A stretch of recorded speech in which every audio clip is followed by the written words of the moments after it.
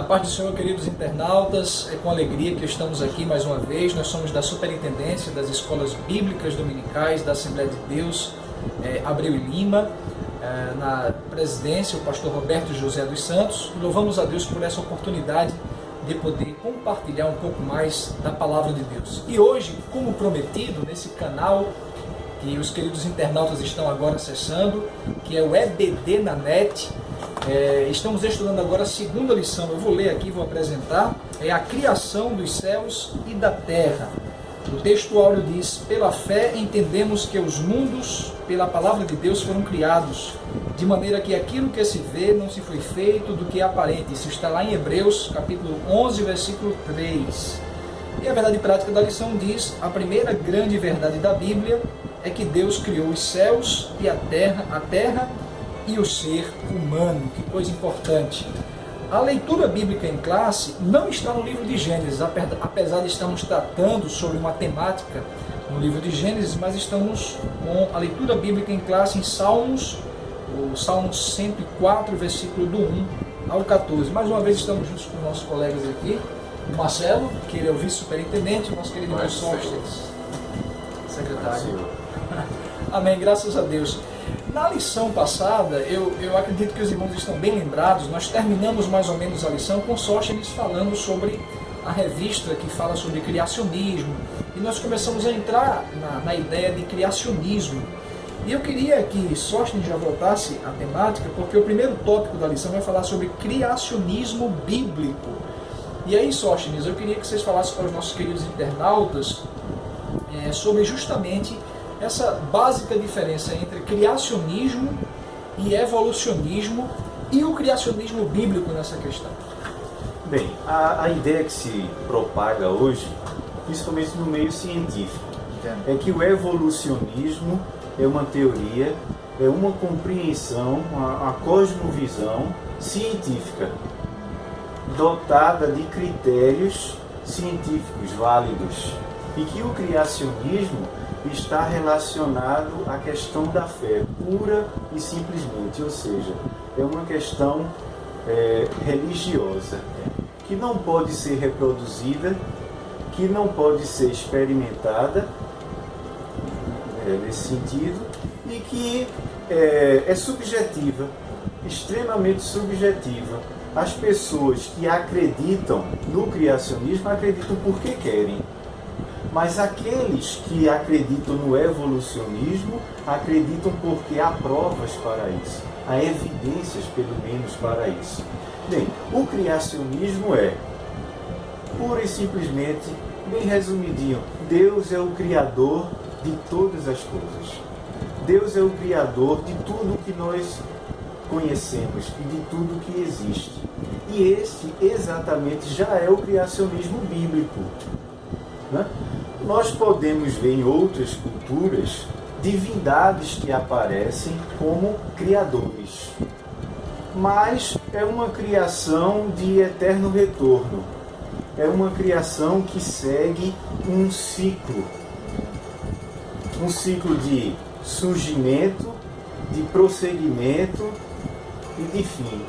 E as divindades vão digladiando entre si, vão competindo e o ciclo sempre retorna. Mas nós cremos biblicamente que a criação ela é una e única. Deus criou uma única vez.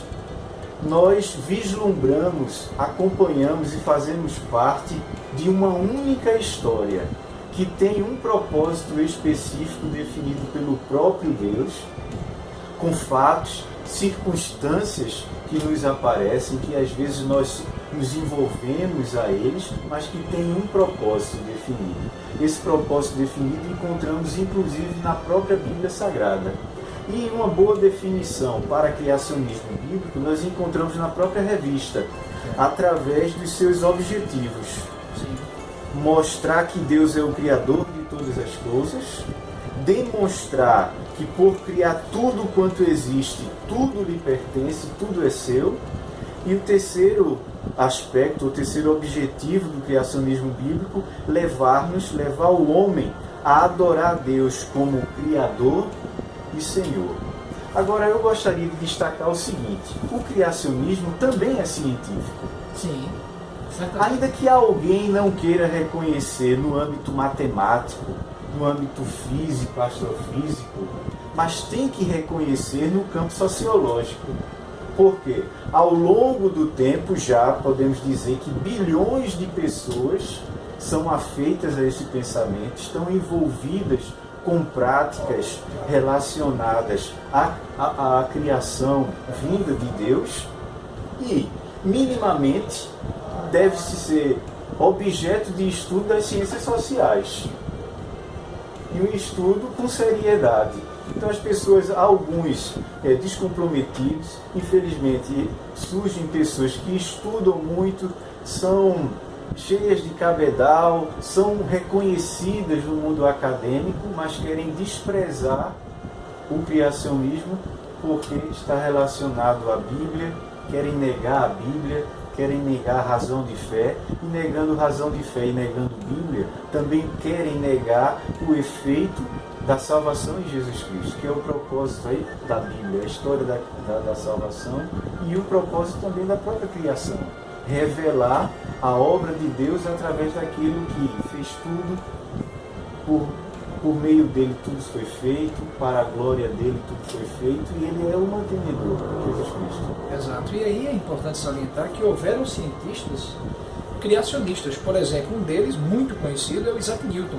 Então, Isaac Newton era cientista, era dessa comunidade científica, extremamente conceituado, e tinha a sua concepção de criação, a sua concepção da origem do universo, uma concepção criacionista. Então, muitas vezes, cria-se uma ideia de que aqueles que são criacionistas, eles são anti-ciência, e os que são evolucionistas, eles são de acordo com a ciência. Quando dentro da própria comunidade científica, tanto o criacionismo como o evolucionismo são teorias.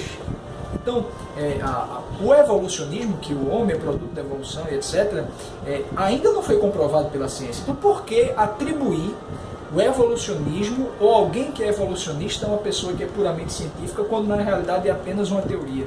Então é bom analisar isso. Agora, Marcelo, a lição ela vai trabalhar justamente sobre a criação dos céus e da terra, e ele começa dizendo que a criação dos céus e da terra ela surge, obviamente, antes de qualquer coisa, há uma criação do tempo. Como já até havíamos falado, né, no comentário anterior, sobre os 2 primeiros versículos da Bíblia, né, que servem como porta de entrada para o livro de Gênesis. O escritor de Hebreus 11:3, né, que vai dizer que pela fé, Sóstenes colocou 2 posicionamentos, né, 2 formas, 2 sistemas, né, 2 formas de ver a origem do mundo. Sim. E o escritor de Hebreus vai dizer que pela fé, porque de fato hoje tudo que nós temos, né, tudo que é palpável, tudo que é criado, então, e o que ainda não foi possível dizer a origem, tem sido investido forças, né? Então seria, do ponto de vista científico, inaceitável dizer que a gente tem que acreditar, ou seja, parar de pesquisar, porque é algo que só é possível encontrar uma solução mediante a fé. Para nós cristãos, ainda que a ciência corrobore com algumas coisas que está na Bíblia, mas o escritor de Hebreus vai dizer que pela fé nós cremos que o mundo foram criados. E aí não é só porque eles não tinham recursos para explicar ou para investigar cientificamente. É porque você, mesmo sendo cristão, e a gente sabe que a fé é um dom de Deus, é um dom do Espírito Santo, por mais fé que a gente venha a exercitar e ter, né, a hora que a gente para meditar e diz, será como que a gente quer saber como Deus criou e o que existia antes disso, né? O que existia antes disso. Então, se a filosofia, se a ciência tentam dar uma explicação viável coerente dentro da sistemática que elas são concebidas, mas a Bíblia é enfática em dizer que é pela fé. Né? Então já os 2 primeiros versículos, que a gente pode imaginar, não é algo concreto, mas podemos imaginar, Sóstenes, como sendo uma introdução. Né? Então, se Deus criou tudo, era bom, como é que o mundo não é vazio, ele não tem forma?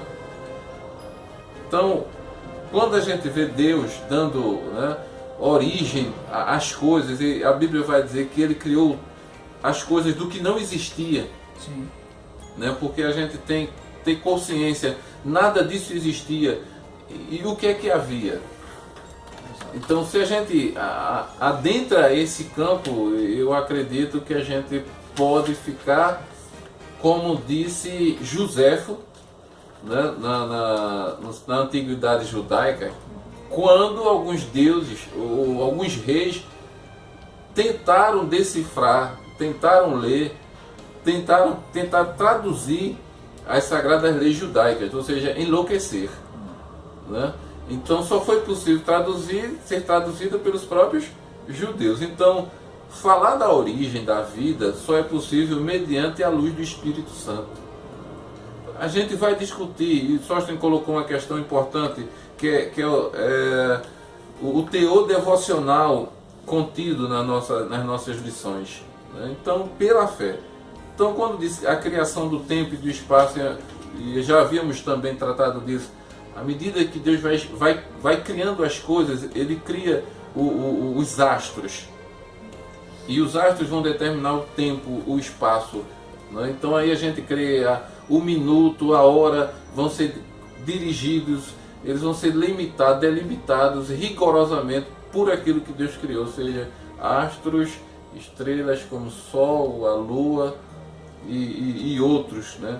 Então, no meu entendimento, na minha compreensão, né, a gente pode ver a criação aqui registrada dessa forma, um pouco, não é um ponto final, mas é uma forma da gente ver as Escrituras Sagradas a partir do livro de Gênesis, capítulo 1, versículos 1 e 2, principalmente. Né? Quando ele fala da criação dos céus, muitos, inclusive o comentarista trata aqui, no princípio criou Deus os céus e a terra. Quando fala dos céus, ele não se refere apenas ao céu no sentido do firmamento, das galáxias, mas ele também dá a ideia de ele falar não unicamente apenas das galáxias, do firmamento, daquilo que nós vemos e daquilo que está por além dessa cortina aqui azul, mas seria também os seres existentes, no caso os anjos. Deus cria o céu, e Deus cria os seres celestiais, que seriam os anjos. Eu queria abrir aqui a Bíblia, né? Os planetas, Sim, está na Bíblia, né? Exato. Está lá no finalzinho do registro da criação. Sim. Que ele haveria criado, inclusive, os exércitos Sim. celestiais, né? E aí pode ser conferido isso. O detalhe vai para a criação na Terra. Exato. Né? O que está além disso fica subentendido, mas sabemos que foi Deus que Agora é importante criou, né? frisar que o detalhe está na Terra, porque é onde o homem está. Exato. Principalmente no período em que vivemos, de discussão de vida fora do planeta, qualquer forma de vida, inclusive de humanos ou assemelhados a humanos. O detalhe bíblico é na Terra, porque o enfoque de Deus é no homem, e esse homem vive aqui, unicamente aqui. Exatamente. Diz assim na Escritura, 2 e 1, né? 2 e 1 de Gênesis. Apesar da gente estar num novo capítulo, não significa respeitando quem dividiu por capítulo, mas a Bíblia a princípio não foi escrita em capítulos, né? Então assim os céus e a terra e todo o seu exército foram acabados. Exato. Ou seja, tudo que deveria ser criado foi criado nesse tempo. Exatamente. Os céus e a terra. E aí é importante entender que a gente não tem como saber ou prescrutar tudo de uma maneira geral, porque nem o próprio Deus tem esse objetivo de explicar, explicitar quantos planetas tem nas galáxias, quantas galáxias, quantos planetas, quantos anjos exatamente foram criados. Não. A Bíblia, o Gênesis, através de Moisés, ele simplesmente relata, foi Deus quem fez. Mas eu gostaria de destacar Sim. que vai depender também de quem interpreta, da vertente. Porque os exércitos celestiais, tanto são as estrelas, Sim. como, aí literariamente, os seres angelicais. Não está direcionado imediatamente aos anjos. Está direcionado, ou fazendo menção inicialmente às estrelas, à parte física, e de acordo com uma compreensão judaica antiga, Sim. um recurso literário aos Exato. seres angelicais. Exatamente. Mas eu estou vendo que você está em mão aí com o livro da lição, queria que você apresentasse, né? Um recurso interessante Bem, disso. é um dos principais recursos, não é, irmão Abraão? A casa publicadora tem lançado a revista Certo. e tem utilizado a mente e o esforço do próprio comentarista para que ele amplie aquilo que não pode ser posto na lição, né? Nós sabemos que são tópicos resumidos, Exato. que tem um tempo, tem um espaço a se cumprir. Então o pastor Claudionor de Andrade fica também como autor do livro O Começo de Todas as Coisas. A superintendência tem disponibilizado na sua sala, na sua secretaria, o livro à venda. Bem, eu não vou falar baixinho, mas inclusive com um desconto. Exato. Vou falar baixo para que nem todos ouçam. Mas eu vi que você marcou uma página, eu acredito que tem algo importante aí para mencionar. Bem, eu acho relevante, ainda incluso nesse segundo ponto que você estava tratando com o irmão Marcelo, sobre criação do tempo e do espaço. Certo. Mas também é mencionado aí, inclusive no tópico principal, criação da luz. Sim. Nós temos hoje uma compreensão de que quem fornece a luz ao planeta Terra é o astro Sol, a estrela Sol. Mas, segundo o relato bíblico, o Sol vem ser criado, vem surgir posteriormente. Mas a luz, ela existe antes desse astro. E a luz também, ela é criada. Os autores falam da luz cósmica, de uma luz que independe de estrelas, independe da estrela mais importante para nós, ou do astro mais importante para nós, Terra, que é o Sol, e que está passando, permeia toda a criação, todo o universo. E, inclusive, isso, eu não sou um especialista, mas tenho percebido que é tema de debate, Sim. que há luz além daquela que nós recebemos de Sol. E há algo a ser desvendado ainda. Assim como existem os grandes buracos negros, ou a ausência total de uma determinada luz, Sim. mesmo nesses buracos negros ainda há uma outra frequência luminosa. Exato. Ainda há a existência de um outro elemento.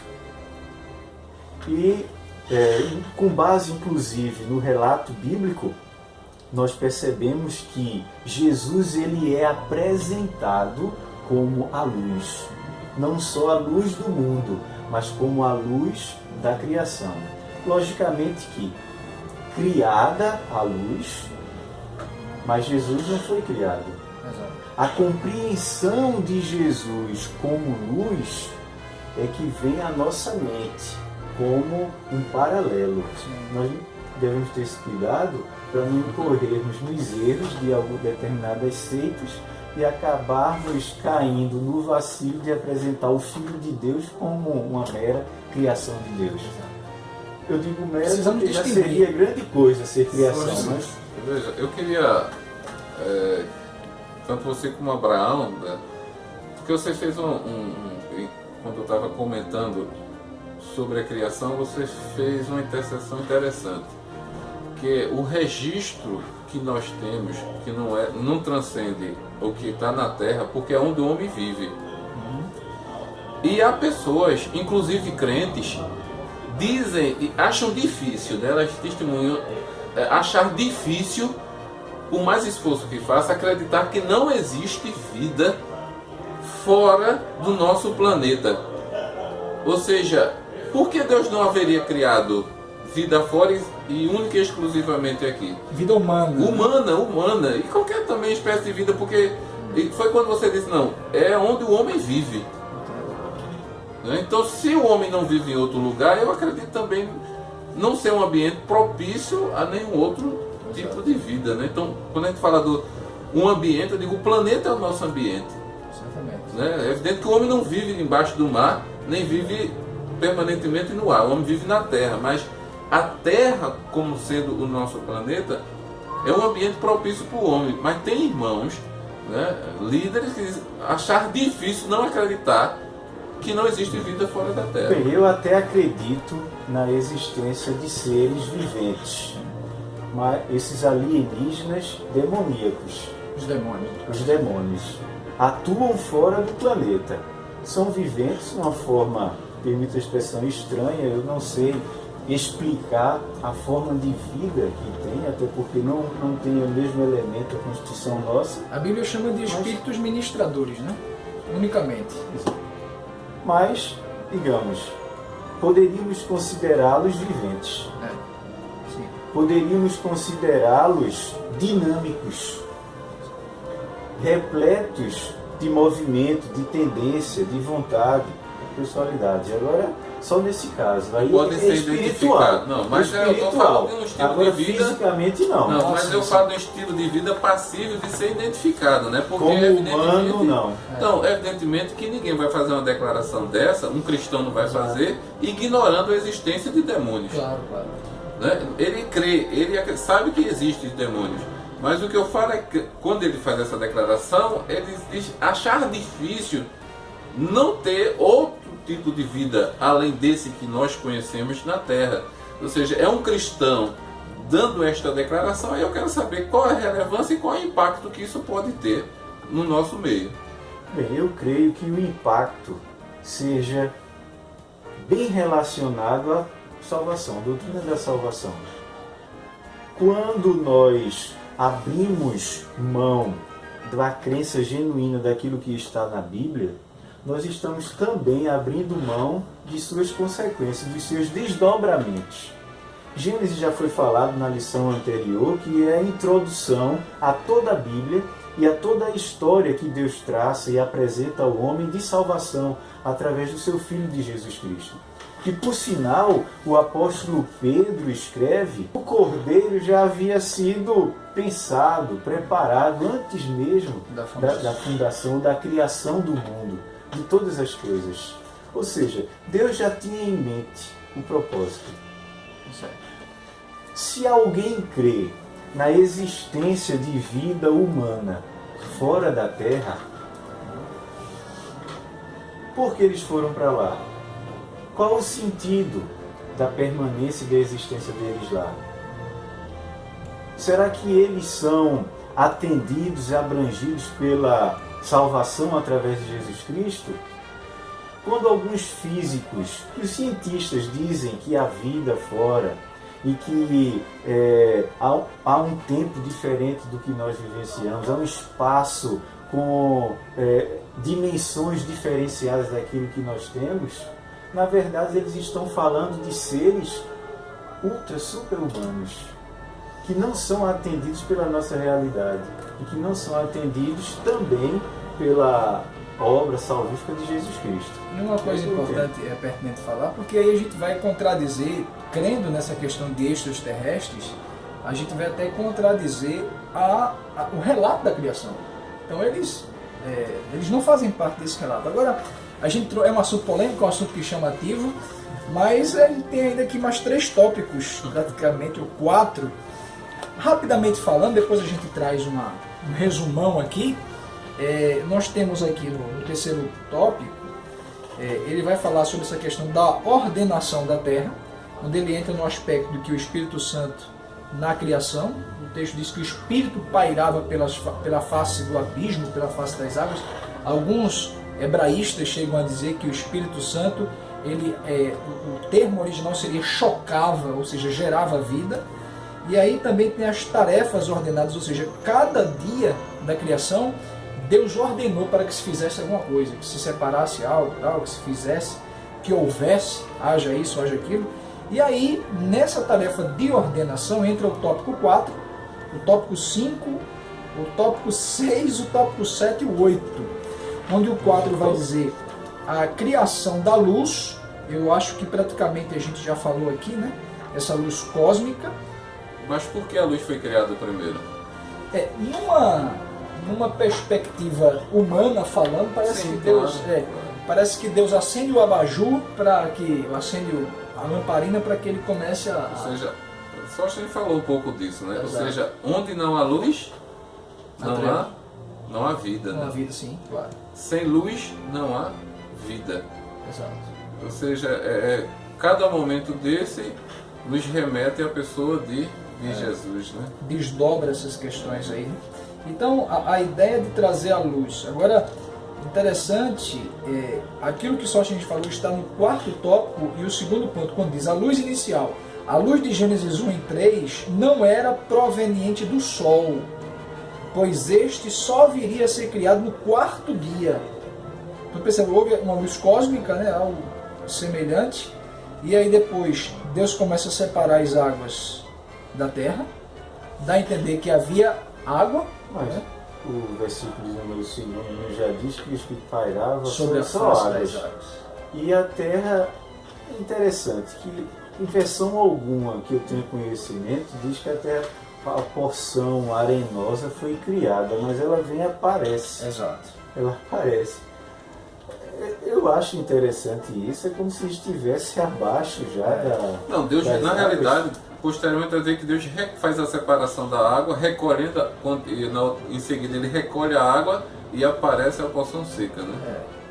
Eu não sei se, por exemplo, está aqui a água, está aqui a terra, está aqui a água, e ele de repente faz uma elevação mais alta da terra e água para ficar aquela questão da superfície. Não sei, é um mistério. Eu sei que Deus, de fato, fez. Que Deus separou a água da terra. E que a terra, o entendimento que eu tenho, que a terra era plana.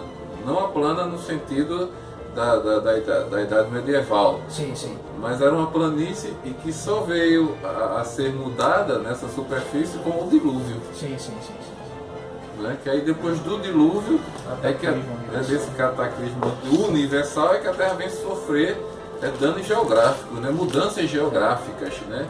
Montanhas, vales.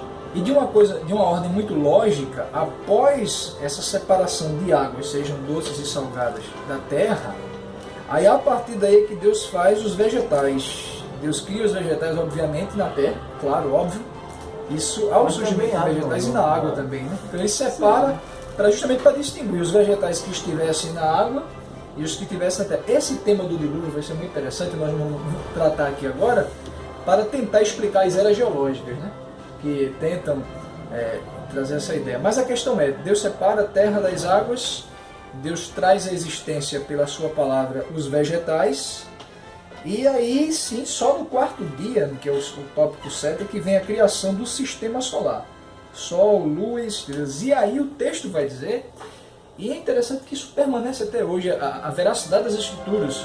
Um livro que foi escrito há mais de 2000 anos atrás, que é essa revelação, e que diz que a lua e o sol faria separação entre dia e noite. Uma informação milenar de muitos anos, e até hoje o que determina de certa forma a diferenciação entre dia e noite é o aparecimento desses lumiares, esses astros. Não à toa as extremidades, né? Polo Sul, Polo Norte.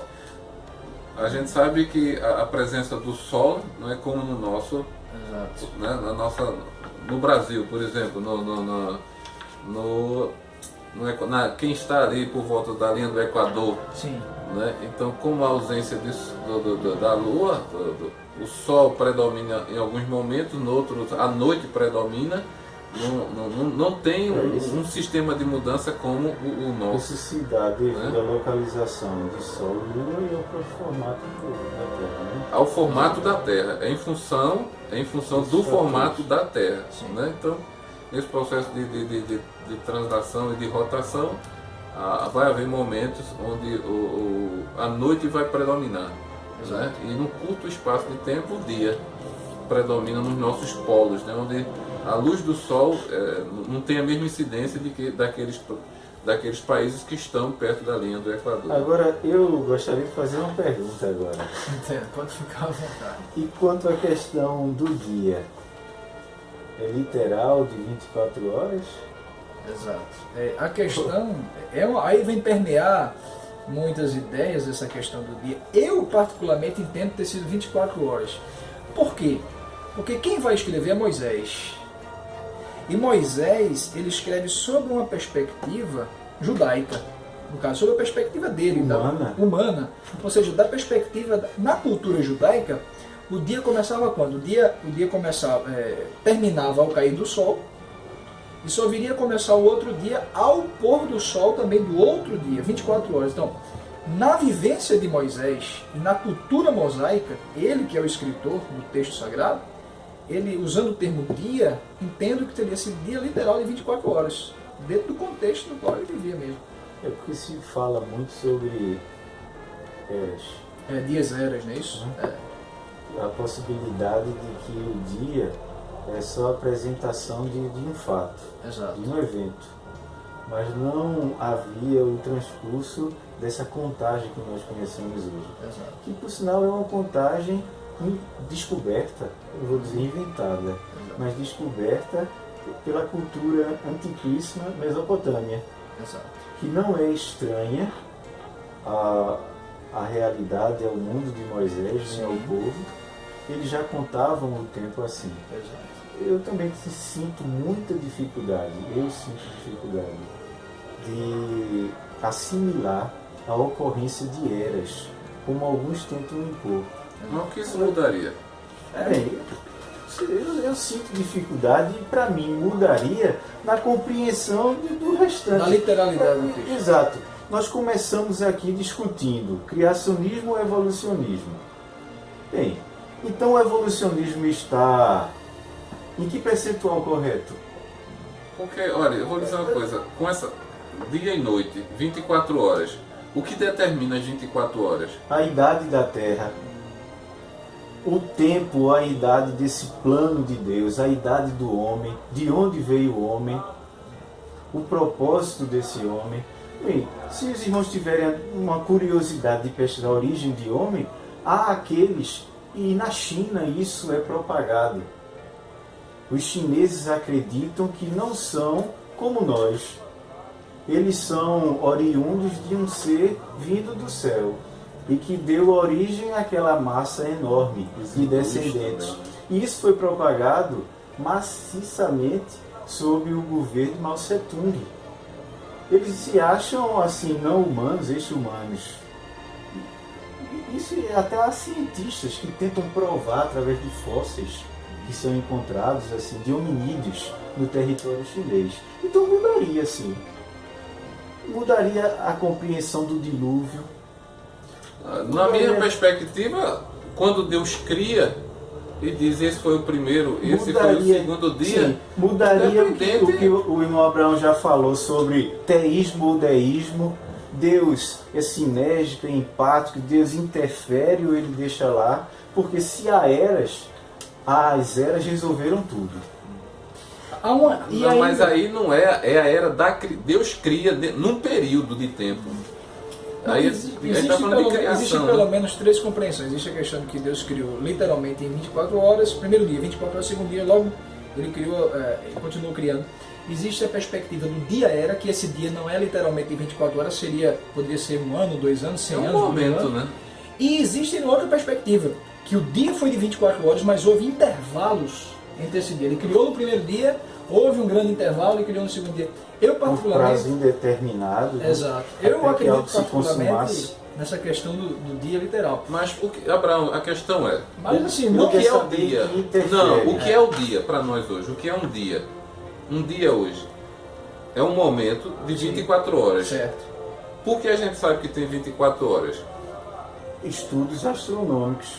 Não, a gente sabe que Não, isso é inserido na cultura. não só na cultura. Movimento O de Sol, astros. o Sol Sim, leva ao sim. mesmo tempo.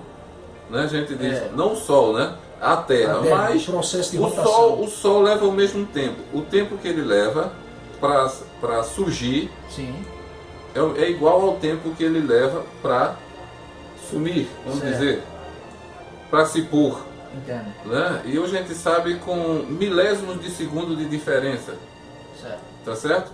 É isso. Então, enquanto o Sol e a Lua não fossem criados, quer dizer, a questão dia, como a gente diz hoje, literal, um dia de 24 horas, também seria... Mas a questão é justamente essa. Quando Moisés ele dá o relato do dia, ele já parte da premissa de que ele conhece o que é dia. Ou seja, Moisés escreve no primeiro dia.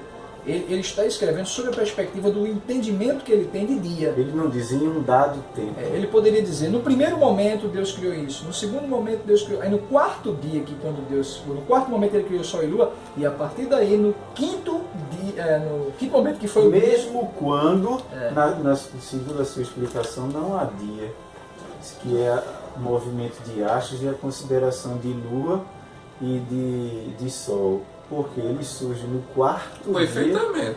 dia e já havia a contagem das demais criações, as anteriores. Deus é organizado, a gente sabe. Então é quando diz assim, quando Moisés já conhece, né, botânica, já conhece um pouco de biologia. Certo. Então ele já conhece.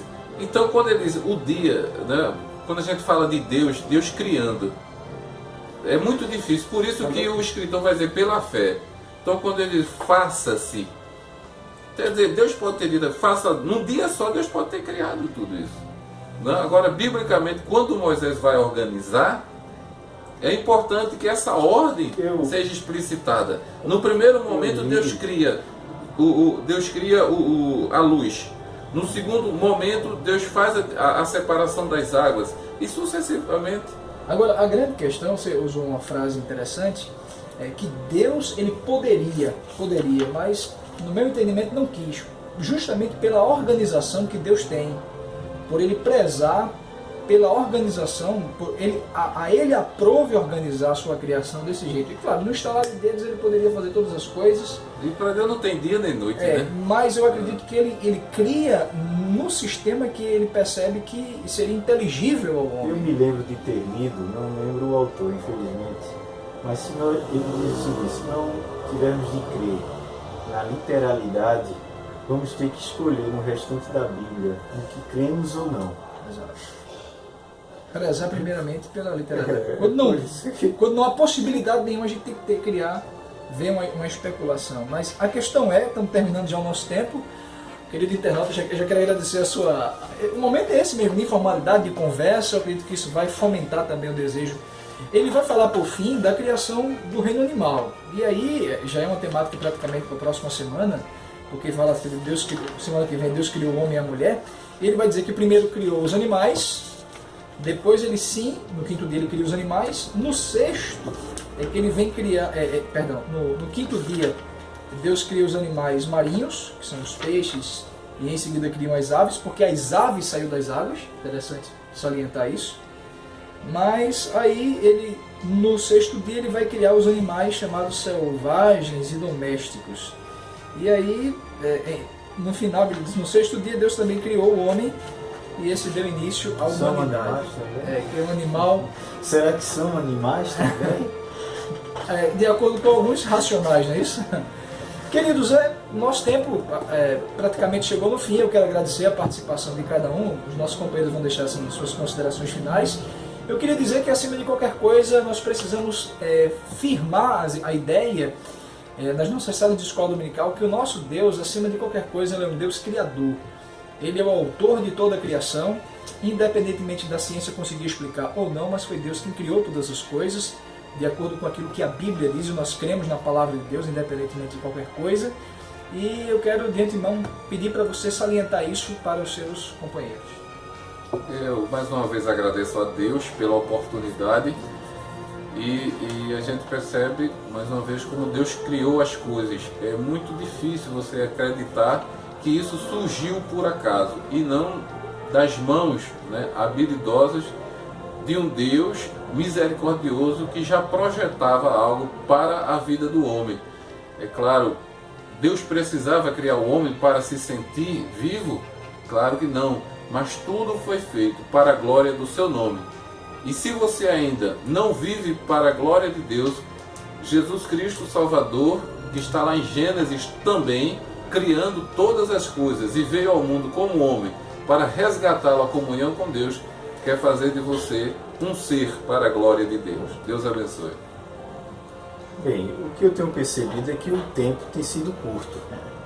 Nós temos debatido e o tempo vai passando e acabamos não dando conta de todo o conteúdo.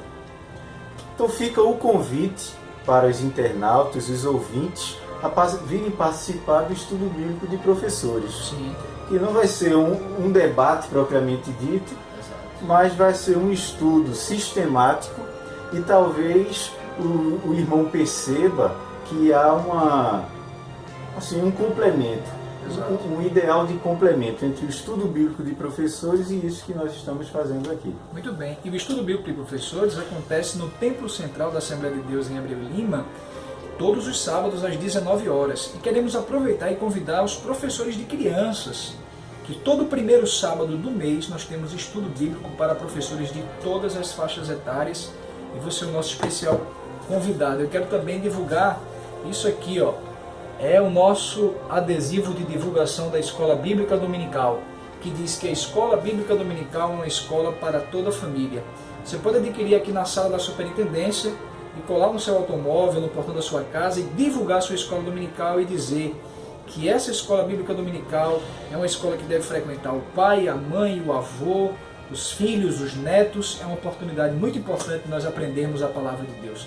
Não fique às manhãs de domingo sozinho, leve a sua família para a Escola Bíblica Dominical. Então que Deus abençoe a todos, quero agradecer a todos os internautas que estão no Brasil e fora dele, que Deus abençoe ricamente. Na próxima semana estamos aqui com a lição 3, se Deus nos permitir. Deus abençoe a todos em nome de Jesus.